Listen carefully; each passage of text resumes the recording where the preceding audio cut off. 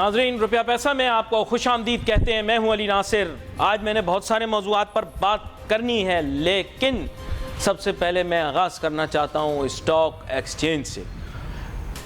कल से बेचैन और बेताब था, मैं चाह रहा था ज़रा आप लोगों के साथ इस मौजू पर बात करूं। अगले दिन हमारे फाजिल मेहमान जो कि स्टॉक एक्सचेंज के एक मारूफ प्रोफेशनल भी हैं, उन्होंने कहा कि अगर आपने $1 पाकिस्तान की स्टॉक एक्सचेंज में इन्वेस्ट किया था 2017 में, तो आज वो 17 सेंट या उसके आसपास कहीं होगा, जिसके माने ये हैं कि ₹1 अगर आपने डाला था तो उसके अब आपको सिर्फ 17 पैसे मिलेंगे। ये मफरूज़े की बुनियाद पर आसानी के लिए आपको बता रहा हूँ। तो मुझे आप बताइएगा अगर ये बात सही हो तो। देखें, मैं आपके साथ बड़ा वाज़े ये इंकशाफ करना चाहूँगा कि पाकिस्तान की मईशत का आगाज़ से ही नाजरीन बेड़ा गर्क था। ये सिर्फ एक टोपी ड्रामे के तहत चलाए जाने वाली मईशत थी। आज आप लोग मौजूदा वज़ीर ख़ज़ाना जनाब इसहाक डार साहब को ब्लेम दे रहे हैं एक ऐसी चीज़ के लिए जिसमें उनका कोई कसूर नहीं। जो फ्रैंक फैक्ट है वो ये है कि पाकिस्तान की मईशत का बेड़ा गर्क बहुत पहले हो चुका था। मैं तकरीबन हर प्रोग्राम में ये बताता रहा। ये तो शरीफ आदमी है बेचारे, ये खुल के कह भी नहीं पा रहे कि इसमें ये बेकसूर हैं, इनकी गलती नहीं है। और अगर अब ये कहते भी हैं तो कोई फ़ायदा नहीं। उसकी वजह यह है कि हुकूमत के पास वक्त भी कम होता है, बजट भी पेश करना है, शिकवे शिकायत के अंदर बात गुजर जाए तो फिर उसकी क्या अहमियत रहेगी। लेकिन मैं आपको सही बात बताऊंगा कि पाकिस्तान की मईशत कभी तरक्की क्यों नहीं कर सकती। नाजरीन, सबसे पहली वजह जो पाकिस्तान की मईशत तरक्की नहीं कर सकती वो उसकी वजह एक बताता हूँ। उसकी वजह है denial. You are in a state of denial. आप एक इनकारी हैं। बतौर बहैसियत कौम आप सिर्फ और सिर्फ इनकार में यकीन रखते हैं। आपसे जो सवाल पूछा जाए आप हमारे मशहूर क्रिकेटर की तरह सवाल के जवाब का आगाज़ करते हैं। नहीं, आपको याद है ना, हमारे एक बड़े मशहूर क्रिकेटर हैं, मुझे बड़े पसंद हैं, इंजमामुल हक। उनसे जब भी आप सवाल पूछे ना, पाकिस्तान की टीम हार गई क्रिकेट मैच, नहीं आप सही कह रहे हैं, तो उनकी गुफ्तगू का आगाज़ भी इसी तरह होता है, नहीं। तो ये पूरे पाकिस्तान का यही हाल है। जिस भी मैंने अपने हमवतन से बात की, मुल्क का सत्यानाश हो रहा है, मुल्क का बेड़ा गर्क हो रहा है, मईशत तबाह हो रही है, उसका आगाज़ ये होता है, नहीं आप क्या सही रहें। तो ये बेसिकली प्रॉब्लम आप लोगों के साथ एक साइकोलॉजिकल प्रॉब्लम है। अगर सारी दुनिया के भी डॉक्टर इकट्ठे कर लिए जाएं जो दिमागी बीमारियों का इलाज करें, तो जाहिर बात है एक साथ तो वो 25 करोड़ का इलाज नहीं कर पाएंगे ना।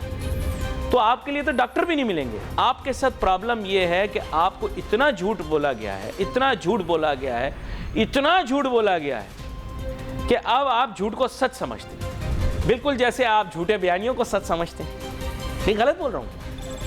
आप एक मुकम्मल आपकी पूरी इमारत झूठ पे बनी हुई है, जिसका झूठ के अलावा कुछ भी नहीं है। सारा ताल्लुक झूठ से, हर चीज झूठ है। सही मैं आपको बता रहा हूं। बचपन से हमारी तैयारी की जाती है, पहली जमात से दुनिया साजिशी, सारी दुनिया साजिशी सिर्फ पाकिस्तान के बारे में सोचती है। फिर दूसरी ब्रेन वॉशिंग, हम वसाइल से मालामाल है, ठीक है। वो बिल्कुल वो नहीं जो कौन सा वो विलन था यार उस फिल्म का, वो गंजा सा जो था, फिल्म शान का हीरो, उस तरह विलन फिल्म शान का विलन गलभूषण घरभांडे, उसकी तरह के स्टाइल में कहते हैं नहीं हमारे पास बहुत वसाइल हैं, सब बकवास है और नॉनसेंस। अच्छा, फिर आप इनको कुरेदें, पता तो इन लोगों को कुछ है नहीं ना। यकीन करो मैं समझ गया कि इस मुल्क से लोग छोड़ के क्यों चले जाते हैं, क्योंकि लोगों को पता लग जाता है कि यहाँ पे अक्लमंद आदमी का कोई काम नहीं है। ये सलमान खान की फिल्म है जिसमें ना स्टोरी है ना स्क्रिप्ट है, खाली डांस गाने, खाली डांस गाने। पाकिस्तान की मईशत ना हुई, सलमान खान की फिल्म हो गई। खैर क्या कहें, अब इस बारे में बात करते हैं। हमारे साथ बहुत ही अहम मेहमान शामिल है। गुफ्तगू हैं साबिक सदर FPCCI जनाब मियां अंजुम निसार साहब। वेलकम करता हूं सर आपको।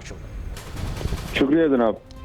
अब मसला कुछ इस तरह का है मियां अंजुम निसार साहब कि पाकिस्तान की मईशत के मुतल्लिक perhaps you are one of the most unique personalities जिन्होंने एक परसेप्शन दिया और हमें पहली दफ़ा बताया कि हमारी लोकल इकोनॉमिक एक्टिविटी जो है it is much bigger than our foreign trade and in quantum वो कहीं ज़्यादा है। अनफॉर्चुनेटली सर इतना उसे निगलेक्ट किया गया कि आज सूरत हाल कुछ इस नोयत की हो गई है कि ना हम हियाँ के रहे और ना हुआ के रहे, तो ना हम ट्रेड पे इन्हिसार कर सकते हैं ना डोमेस्टिक इकोनॉमी पे, और रोज़ाना things are getting from bad to worse. Do you think there is a fix for this? जी देखिए, जो हालात हैं वो आप सबके सामने हैं। जो कॉस्ट ऑफ डूइंग बिजनेस किस तरह पाकिस्तान में बढ़ी हुई है और दुनिया में मेरे ख्याल में इस वक्त हाईएस्ट, इन्फ्लेशन में तो शायद हम हाईएस्ट नहीं होंगे, लेकिन मार्कअप हमारा दुनिया में इस वक्त हायर है, हाईएस्ट है, बल्कि वो 21% का हाइबर है। श्रीलंका जैसा मुल्क जो बैंक डिफॉल्ट कर गया है वहाँ भी 15% है। बाकी रेस्ट ऑफ द कंट्री में दुनिया में वो 3, 4, 5, 6% के इर्द गिर्द ही मार्कअप है। हमारे यहाँ 21% बैंक के उसके ऊपर चार्जेस एंड देन बिजली की प्राइस और फिर एलसीओ का ना खुलना, क्योंकि प्रोडक्शन आपकी आधी से भी कम हो गई है, तो आपकी जो इनफैक्ट जो मार्कअप कॉस्ट है या वो पहले से मैं समझता डबल नहीं 4 गुना हो गई है, क्योंकि आपकी जो प्रोडक्शन कम हो गई है। पर यूनिट कॉस्ट आपकी जो है ना वो जब आप कन्वर्ट करते हैं बहुत बढ़ जाती है। तो इन हालात में नई इंडस्ट्री चलाने का तो लगाने का वाली तो बात ही कोई नहीं है। पुरानी अपना एग्जिस्टिंग इंडस्ट्री को हर बंदा कोशिश कर रहा है कि कहीं सर्वाइव कर जाए। और फिर ये जो रुपया डिवैल्यू हुआ है ओवर द लास्ट 5-6 ईयर्स, 105 से 300 की हद को अबूर कर रहा है, तो ये भी एक इन्फ्लेशन की बहुत बड़ी वजह है। और लोगों ने टैक्स दे दे के मर गए हैं और उनकी वेल्थ बजाय बढ़ने के वो वेल्थ उनकी कम हो गई है इन रियल डॉलर टर्म्स में। यही वजह है आपके मुल्क में एफडीआई नहीं आ रही, क्योंकि आपकी करेंसी स्टेबल नहीं है। अगर लोकली वो कोई कमाता भी है पाक रुपीज में, तो जब वो पैसे लेके जाने लगता है तो पता लगता है कि उसके तो पैसे पहले से भी घट गए। लाया था वो 105 पे, अब ले जाएगा वो 300 पे। और आजकल वो अपने जो टैक्स पे करने के बाद जो डिविडेंड्स हैं वो भी नहीं लेके जा पा रहा। तो ये हालात किसी तौर पर भी अच्छे नहीं हैं। और हमने माजी में भी ऐसे फैसले किए हैं। हमारी बिजली की जो प्राइसेस, पहले तो हम रोते थे कि जी इंडिजिनस रिसोर्सेज से बिजली नहीं प्रोड्यूस की जा रही, जिसमें आपका हाइडल है, सोलर है और आपका जो है विंड मिल है, और उसके अगेंस्ट हम आरएलएनजी, कोयला और फर्नेस ऑयल पे बिजली प्रोड्यूस कर रहे थे। वो तो एक फुकदान था, एक मसला था, क्योंकि इंपोर्टेड फ्यूल पर जब आप किसी चीज को बेस करते हो तो वो भी आपकी कॉस्ट जो है ना वो बढ़ती भी है। और आपका जब जो अदायगी का जो तवाज़न है, करंट डेफिसिट जिसको कहते हैं, वहाँ ह्यूज डेफिसिट डेवलप होता है, जिसकी वजह से आपकी करेंसी जो डिवैल्यू होती है, और जब करेंसी डिवैल्यू होती है तो उसके साथ इन्फ्लेशन आती है, इन्फ्लेशन के साथ डिक्टेशन आती है, IMF और ये बहुत सारे मसले मसाइल जो हैं इसके साथ। अच्छा, एक चीज़ है जो मुझे अभी तक थोड़ी सी क्लियर नहीं हुई, लेकिन आप जैसा डायनेमिक बिजनेसमैन मुझे ज़रूर उसके बारे में बता सकता है। वो प्रॉब्लम कुछ ऐसी है कि we are attributing all the economic problems on a political crisis, जबकि मेरे ख्याल से पॉलिटिकल जो इशू है it is just part of the problem, not the entire problem.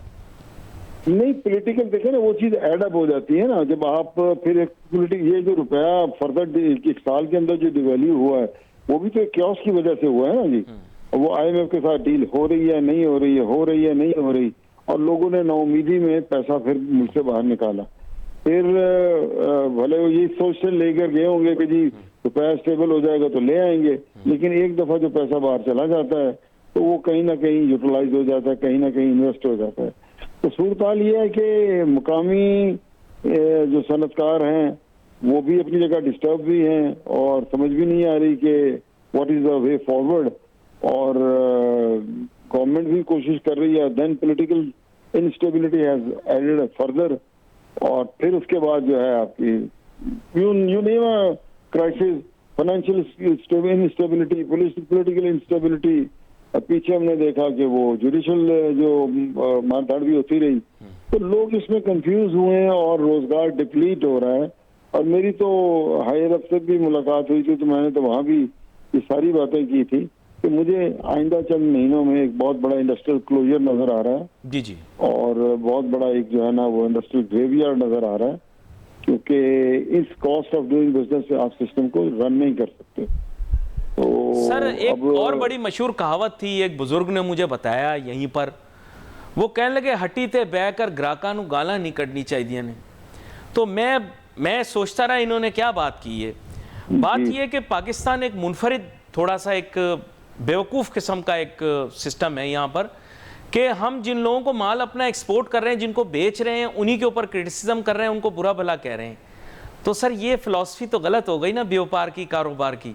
अपने ग्राहकों को गालियां तो नहीं देनी चाहिए। डिप्लोमेटिक होना चाहिए और हर एंड पे, क्योंकि हम तो देखें ना, हमारी अपनी शनाख्त और अपनी मैशत जो आपकी अब ठीक ना हो, बैलेंस ना हो उसके अंदर, तो फिर वो ये ऊपर से आप अब सख्त बातें करें तो वो तो फिर किसी सूरत ये चीजें हमारा खाती ही नहीं है।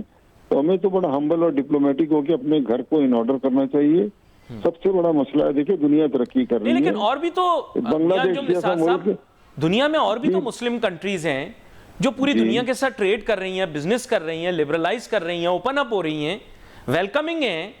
तो मैंने वहां पे तो इस तरह का एटीट्यूड नहीं देखा जिस तरह का हमारे यहाँ एक स्टूपिड सा हमारे यहाँ नेशनल पॉलिटिकल कल्चर में है कि कोई चीज़ है बैनुल अक़वामी साजिश है, सारी दुनिया साजिश कर रही है, हम बहुत अच्छे हैं। ये क्या नैरेटिव है? हमें प्रॉब्लम, हमें बाहर से किसी दुश्मन की जरूरत नहीं है। असल में we are self sufficient in that, और हम अपने जो मसले हैं टेबल पे नहीं हल करते, हाँ। और वो मसले इतने तूल पकड़ जाते हैं और फिर लोग मायूस भी होते हैं। और वो सारे, मैंने पहले ही आपसे कहा कि फ्लाइट ऑफ कैपिटल हुआ है। वेरएज़ आप बांग्लादेश को देख लें, बांग्लादेश की आज से जब जरदारी साहब थे इन पावर, जो लास्ट ईयर उनका था, तो पाकिस्तान की एक्सपोर्ट जो थी उस वक्त $25 बिलियन की थी, और बांग्लादेश था उस वक्त 23 पे। आज बांग्लादेश जो है पिछले साल उन्होंने क्लोज किया है $62 बिलियन पे, और ये साल वो क्लोज करेंगे $72 बिलियन पे। सो वही मुल्क है जिसको हम समझते थे कि ये दर्द सर है और ये शायद हमसे मांगता ज्यादा है और वहाँ क्राइसिस ज्यादा आते हैं, वो हमसे आगे निकल गए। और हम जो है $31 बिलियन की जो हमारी माजी की जो हाईएस्ट एक्सपोर्ट थी, उससे भी इस साल हम नीचे आ जाएंगे। So there is something wrong in our system. हम चीजों को बर वक्त और साफ तरीके से और अच्छे तरीके से हैंडल नहीं करते। Then another problem is privatisation. Privatisation हो जानी चाहिए, क्योंकि गवर्नमेंटों का काम नहीं है कि ये जो आप इंडस्ट्री चलाएं या कॉरपोरेशन चलाएं, वो प्राइवेट सेक्टर बेहतर तरीके से उसको कंट्रोल कर सकता है। अब look at air India. Air India privatise हुई है, टाटा फैमिली ने खरीदा है उसको, और विद इन 1 ईयर उन्होंने दुनिया का बिगेस्ट एयरक्राफ्ट का जो ऑर्डर प्लेस किया, that is 470 aircraft, the biggest hire ever in the world. और उनके प्राइम मिनिस्टर साहब ने और प्रेसिडेंट साहब ने भी शुक्रिया अदा किया, आपने हमें इतना बड़ा ऑर्डर दिया है, ये किया वो किया। सो बात यह है कि इक्तिसादी हालात को ठीक करना होगा, और दुनिया के जो ताल्लुकात हैं वो आपस में जो जुड़े हुए हैं, हम जो कहते हैं ना सिर्फ जज्बाती इस्लामी मुल्क है या दोस्त मुल्क है, सारी चीजें जो है ना इकोनॉमिक से रिलेट करती हैं। जितने बड़े आपके वॉल्यूम्स होंगे, जितना बड़ा आपका बिजनेस इंटरेस्ट होगा, अल्टीमेटली वही चीजें मैटर करती हैं।